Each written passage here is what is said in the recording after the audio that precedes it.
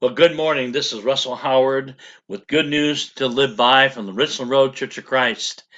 One of my favorite verses in the Bible comes from Psalms 118 and verse 24. This is the day the Lord has made. Let us rejoice and be glad in it. Paul the Apostle wrote about time in Ephesians chapter 5 and verses 15. Be careful then how you live, not as unwise, but as wise. Make the most of every opportunity because the days are evil. Wise Solomon said, Don't boast about tomorrow, for you do not know what a day may bring forth. Proverbs chapter 27 and verse 1. The only time that we have is today. Just today. We don't have no time tomorrow. We have just today. Suppose that you have a bank account and every morning at 6 p.m., the bank deposits $86,400 into your account. Like, that's a great idea. The only requirement is that you have to spend it all that day, every penny of it. You can't leave it for the next day. All night when you go to bed, any money left will be taken away. What would you do? Well, you would try to spend every penny that particular day. You'll find a way to use it all up. Why waste it? Well, that's exactly what God has done with every 24 hours of your life. He gives you 86,400 seconds. God says you can use it any way you want to use it. But at the end of the day, all that's unused, misused, or you didn't use, you lose it. It'll be gone for good. You're never going to get it back. Someone compute that if you live to be 70 years old, you will spend 23 years of your life sleeping, 17 years working. You'll spend 11 years of your life watching television or playing or being on the computer. You'll spend 6 of your life traveling in a car, bus, train, or plane. You'll spend 6 of your years of your life eating. You'll spend 2 years of your life getting ready. Another important thing about time is that you cannot stop it. There's no way to slow it down, turn it off, or adjust it. Time marches on, and you can't bring back time. Once it's gone, well, it is gone. And yesterday is lost forever, and if yesterday is lost, tomorrow is uncertain. How do you make the most of your day? How do you make the most of your time? It doesn't come automatically. I want to share with you today on Good News to Live By today 4 things you can do to make the most of each day that God grants you. 4 simple things you can do to make the most of each day that God grants you. Number 1, recognize that each day is a gift from God. Every day is a gift from God. Everything you have in life, truthfully, is a gift from God. I heard about a man who said, Before I get out of bed every morning, I repeat Psalms 118, verse 24. This is the day the Lord hath made. We will rejoice and be glad in it. He went on to say, Then I lie there and I pray, and all day long I live in the happiness that comes from the Lord. The gift of time is not only ours alone, it's given equally to everybody else. The rich, the poor, the educated, the ignorant, strong, weak, every man, woman, and child has the same 24 hours gift from God. I need to recognize that this time that I have is God's gift for me. Number 2, I need to live every day to the best of your abilities. You need to live the best of your abilities. Do you know who the most unhappiest people in the world are? It is the people who choose to live mediocre lives. They put forth some effort, but they don't put forth all the effort. They're Christians, maybe who choose to love the world, but they also want to try to please God at the same time. They're the ones Jesus talked about in Revelation chapter 3 and verse 16, in which he said, They are lukewarm, neither hot nor cold. To be happy, to live to the very best of your moral and spiritual life, you need to make the most of your abilities. God has blessed you with creativity and ability. You got to use it. Third of all, look at everyone to the positive side, not the negative. Look at people from a positive side, not the negative. To be happy, you must live free of being critical, judgmental attitude.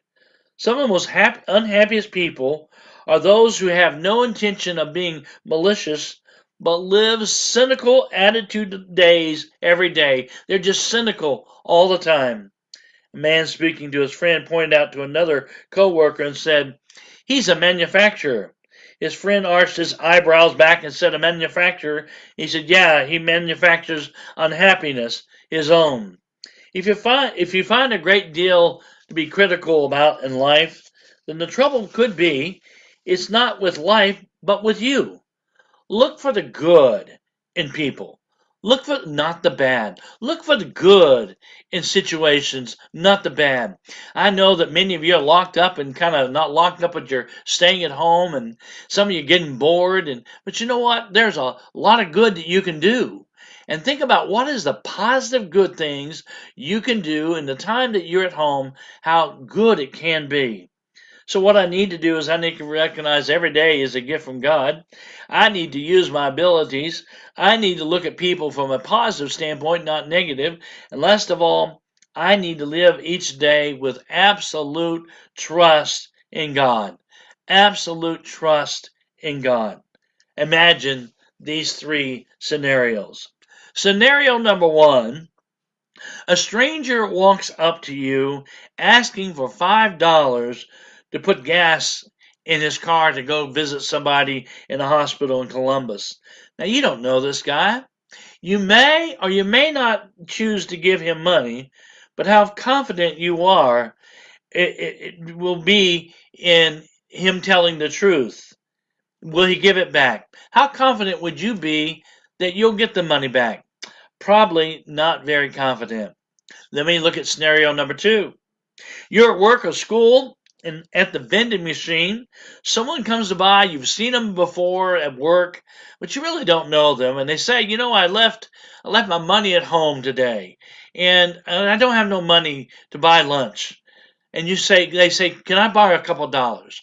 Well, you loan them the couple dollars.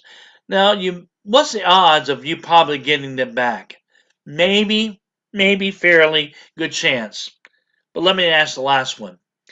You have got a close friend, the kind of friend that you talk to every day. You can finish each other's sentence. You can always count on them to being there. If you need them, you can call them in the middle of the night. And if they need to borrow $100 to pay a bill, you know what? More than likely, you're going to give that money to them. Now, what's the odds that you feel that you're going to get that money back? 100% completely. Why? Because you have a relationship with them, because you know them well. In the same way, the only way to trust God more and more and to have absolute trust in Him is you got to get to know Him a lot better. You need to know Him. And you do that by spending time with Him in prayer and Bible reading. The better you get to know God, the more you will begin to believe that He is trustworthy. 1 John chapter 2 verse 3 says, we know that we have come to know Him if we keep His commands. You want to live a happy life?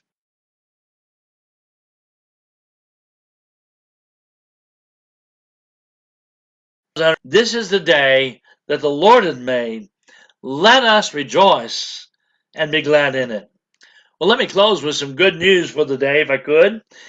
We rejoice that Alexa Guzman was baptized into Christ last night. Alexa is the daughter of Ranferi and Rosa Guzman, and we're glad she became a child of God.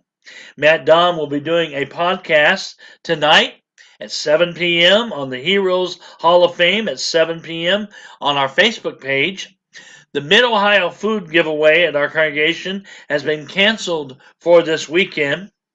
You're welcome to take part of my class on Ephesians Monday, Tuesday, Thursday, and Friday on Zoom. You can follow the instructions for joining the class each day on our Facebook page. Be looking for more details of our Facebook page for Lori Vanderborn's class for teenage girls this Sunday and their mothers, and also Josh Ball's podcast for teenage boys. Also, Matt Dom is looking into doing a Zoom class on Sunday morning at 9 a.m. for couples of the Bible. So be looking for more information that may be forthcoming about that. In addition, please plan on joining me, my class on Hebrews class at 10 a.m. on Sunday morning on Zoom as well. Plus, plan on watching at 11 o'clock on Sunday morning on YouTube, and later on will be recorded on the Facebook page, our worship service of streaming of a worship service. And we won't have services are canceled, but it will be a streaming of a small service on Sunday morning. Let me encourage you to invite your friends and your family to also watch that on YouTube. Just type in Richland Road Church of Christ on YouTube and they can watch that on Sunday morning. We'll be talking about growing intentionally this Sunday morning as part of the intentional life, growing intentionally. And make sure to tune each day, Monday through Friday, in the morning for good news to live by while the COVID-19 pandemic lasts. Thank you for joining us today, and we're always here for you. If you need anything, please feel free to call us here at Richland Road, 740-389-1017, or send us a note by Facebook, or send us an email. We care about you, we love you, and you're important to us. Remember, our goal at Richland Road is to reach out to meet your needs through His love. May God richly bless you this day. Have a good day.